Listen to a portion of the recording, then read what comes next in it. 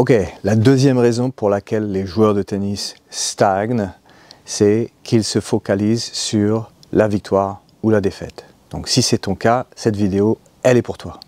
Alors, effectivement, se focaliser sur gagner ou perdre, c'est vraiment pas une bonne idée. Je vais donner 3 raisons et après, quoi faire à la place.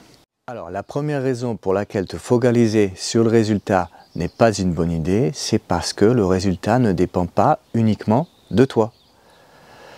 Tu contrôles certaines choses, mais tu ne contrôles pas le résultat. Alors, du coup, sur quoi tu peux te focaliser? Eh bien, sur ton attitude, sur ta respiration, sur ton relâchement, sur ta stratégie, sur le fait d'imposer tes forces, sur ton service, etc., etc. Là, tu as un verbe d'action, par exemple, j'impose mon coup droit. Ça, c'est un verbe d'action qui t'enclenche directement dans une direction que tu contrôles complètement.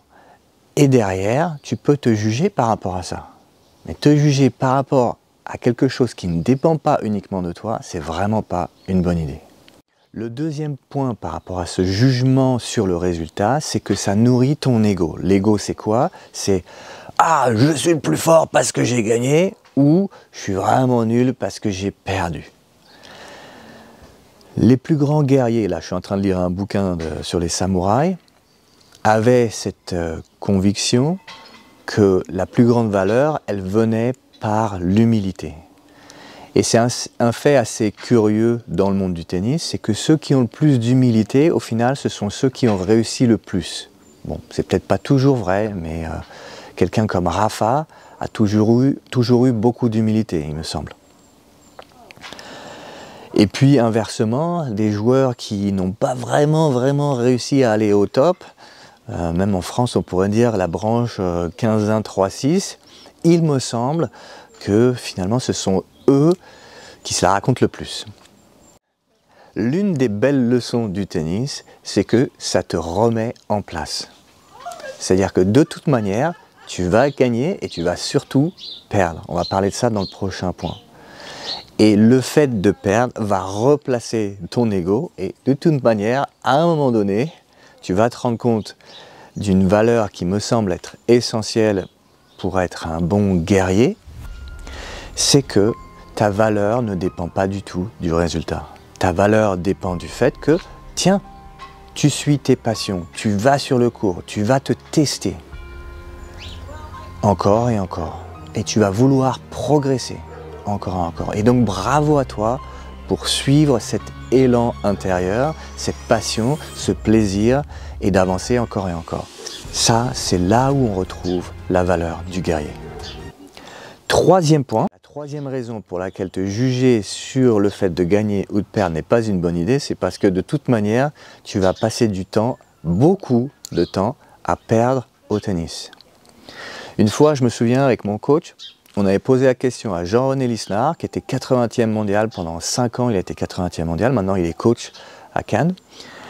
Et on lui a demandé, voilà, ton genre de saison, ça donne quoi? Ben, il disait, bah, la plupart du temps, je perds au premier tour, deuxième tour, des fois je fais un quart de finale, quelques-uns, et hop, ça suffit, je suis autour de 80e mondial. Donc même au tout haut niveau, 80e mondial, c'est quelque chose de vraiment exceptionnel. Même au tout haut niveau, ils passent énormément de temps à perdre. Et ils ont appris à perdre.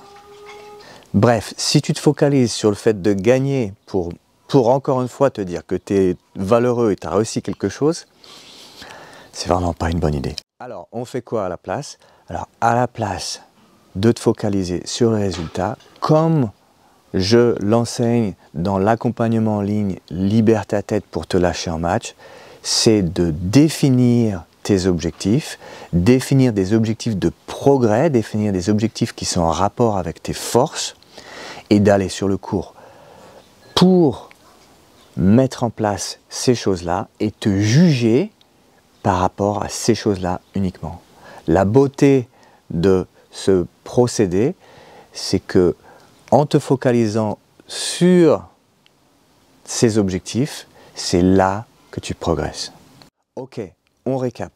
3 raisons pour lesquelles te focaliser sur le résultat, ce n'est pas une bonne idée. 1, ça ne dépend pas que de toi. 2, ça nourrit ton ego. 3, tu vas passer beaucoup de temps à perdre de toute manière. Donc, à la place, mets en place des objectifs de progrès et là-dessus, tu peux te juger. Si tu veux aller plus loin, inscris-toi dans mon prochain webinaire et fais partie de mon prochain accompagnement Libère ta tête pour te lâcher en match. Et là, tu vas apprendre comment faire pour devenir fort mentalement et arrêter de te juger avec le résultat. À bientôt.